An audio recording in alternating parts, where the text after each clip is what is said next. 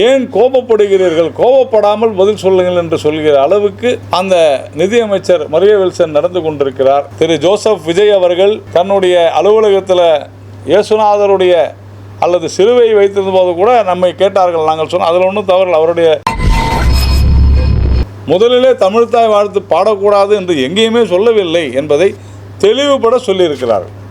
இதைத்தான் நாமும் முதலிலிருந்து சொல்லி வருகிறோம். அதாவது தேசிய பாடல் வந்தே மாதரமும் தேசிய கீதம் ஜனகணமனவும் ஒன்றன் பின் ஒன்றாக இசைக்கப்பட வேண்டும் என்பதுதான் மத்திய உள்துறை அமைச்சகத்தினுடைய உத்தரவு. எந்த இடத்திலும் அதன் பிறகுதான் தமிழ்த்தாய் வாழ்த்து பாடப்பட வேண்டும் என்று எங்கேயும் சொல்லவில்லை. அதாவது மேனுஃபேக்சரிங் லைஸ் என்று சொல்வார்கள். பொய்களை தயாரிக்கும் உற்பத்தி கூடமாக தமிழகம், குறிப்பாக ஒரு சில கட்சிகள் இப்பொழுது அந்த குறிப்பான ஒரு சில கட்சிகளில் தாவேகாவும் இணைந்திருப்பது தான் உண்மையிலேயே வருத்தமாக இருக்கிறது. இப்படிப்பட்ட சூழ்நிலையில் நேற்றைய தினம் ஒரு சட்டமன்றத்தில் ஒரு உறுப்பினர் ஒரு கோரிக்கை விடுக்கிறார். ரெக்வஸ்ட் என்று சொல்லலாம். அந்த கோரிக்கையில், ஐயா நிதியமைச்சர் சரியான தமிழிலே உரையாற்ற வேண்டும், இலக்கண பிழை நிறைய இருக்கிறது என்று தன்னுடைய ஆதங்கத்தை அவர் வெளிப்படுத்தலே தவறில்லை. அவர் ஒரு கோரிக்கையாக ஒரு விண்ணப்பமாக செய்கிறார். இனி வருங்காலங்களில் அதை கொஞ்சம் பாருங்கள் என்று சொன்னதற்கு தமிழகத்தினுடைய நிதியமைச்சராக இருக்கக்கூடிய மரிய வில்சன் அவர்கள் நடந்து கொண்ட விதம் தமிழகத்தை மட்டுமல்ல இந்தியாவே அதிர்ச்சியடைய வைத்திருக்கிறது. சபாநாயகரே ஏன் கோபப்படுகிறீர்கள், கோபப்படாமல் பதில் சொல்லுங்கள் என்று சொல்கிற அளவுக்கு அந்த நிதியமைச்சர் மரிய வில்சன் நடந்து கொண்டிருக்கிறார். முதலமைச்சர் விஜய் உடனடியாக குறுக்கிட்டு அது போன்று பேசக்கூடாது என்று தடுத்திருக்க வேண்டும். அவர் சொல்லும் பொழுது எவ்வளவு தமிழ் படித்திருந்தாலும் கிறிஸ்தவ மதம் போதிக்கக்கூடிய அன்பும்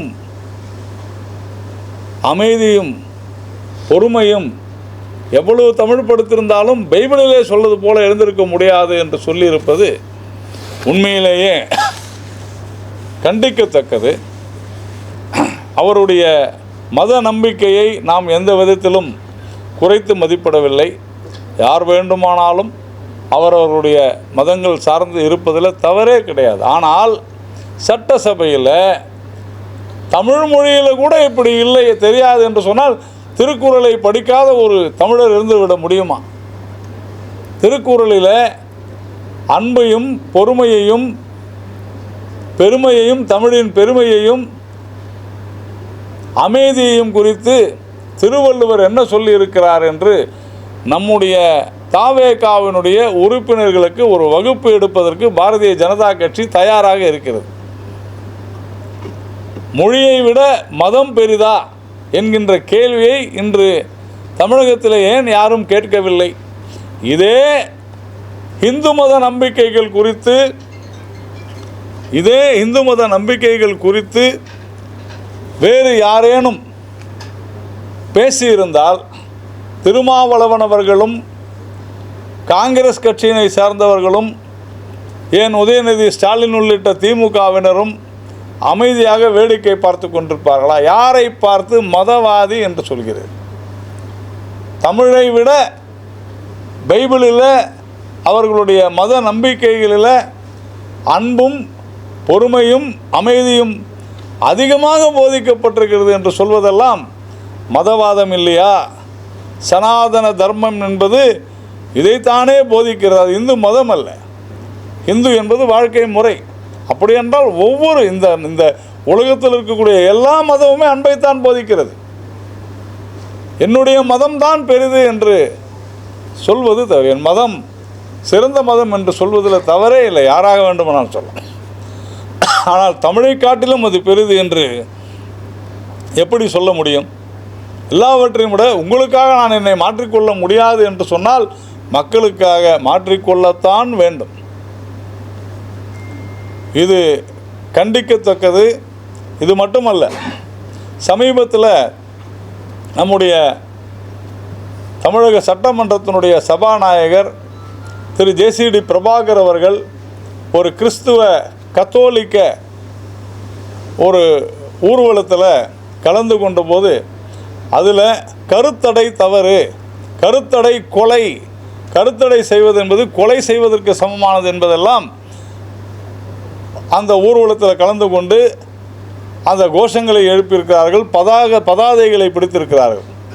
சமீபத்தில் அவர் நடைபெற்ற ஒரு கூட்டத்தில் 2 வாரங்களுக்கு முன்னால் சீரணி அரங்கத்தில் அந்த காலத்தில் தொடர்ந்து நம்முடைய கிறிஸ்துவ மத கூட்டங்கள் நடைபெறும். அது முழுக்க முழுக்க மத மாற்றம் குறித்த கூட்டங்கள். பல்வேறு புகார்கள் செல்வி ஜெயலலிதா அவர்கள் முதலமைச்சராக இருந்த பொழுது எழுந்ததன் அடிப்படையில் இந்த கூட்டங்களினால் போக்குவரத்து பாதிக்கப்படுகிறது, அங்கே மதமாற்றங்கள் நடைபெறுவதற்கான கட்டாய மதமாற்றம் நடைபெறுவதற்கான பல்வேறு விஷயங்கள் நடைபெறுது என்று சொன்னதுனால சீரணி அரங்கத்தையே, அதாவது ஒரு மத நிகழ்ச்சிக்காக பொது இடத்தை பயன்படுத்தக்கூடாது போன்ற பல்வேறு காரணங்களை முன்னிட்டு சீரணி அரங்கத்தை இரவோடு இரவாக இடித்து தள்ளியது அன்றைய ஆட்சி. மீண்டும் அந்த சீரணி அரங்கத்தை நம்முடைய மத எழுச்சிக்காக கொண்டு வர வேண்டும் என்று பேசியிருக்கிறார் சபாநாயகர் பிரபாகர் அவர்கள். நாம் எந்த மதத்தையும் நாம் எதிர்த்து பேசவில்லை, ஆனால் ஒரு மதத்தை தூக்கி பிடிப்பது, ஆனால் அதையெல்லாம் மற்ற கட்சிகள் வேடிக்கை பார்த்து கொண்டிருக்கின்றனவா? இதற்கு காரணம் சிறுபான்மை மக்கள் மொத்தமாக கூட்டு சேர்ந்து வாக்களிக்கிறார்கள், அவர்களை எதிர்க்கக்கூடாது என்பதற்காக செய்யக்கூடிய போலி மதச்சார்பின்மைவாதிகள் தான் இவர்கள். இதற்கு தான் நம்ம சொல்கிறோம்.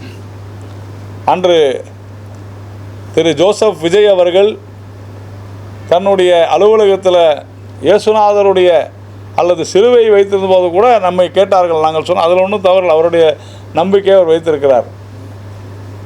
அதே மாதிரி சமீபத்தில் பட்ஜெட் தாக்கல் செய்யும் போது ஒருவர் திருமலைக்கு சென்று அங்கே விவசாய அமைச்சர் அங்கே கொண்டு போய் வழிபட்டு வந்தார், தவறில்லை. அன்றைக்கு அந்த ரோசரி என்று சொல்லப்படுகிற அந்த ஜெப மாலையை நம்முடைய நிதியமைச்சர் அவர் கையிலே எடுத்துகிட்டு வந்தார். நம்மை கேட்டார்கள், நாம் சொன்னோம் அவருடைய நம்பிக்கை என்று. அது வேறு.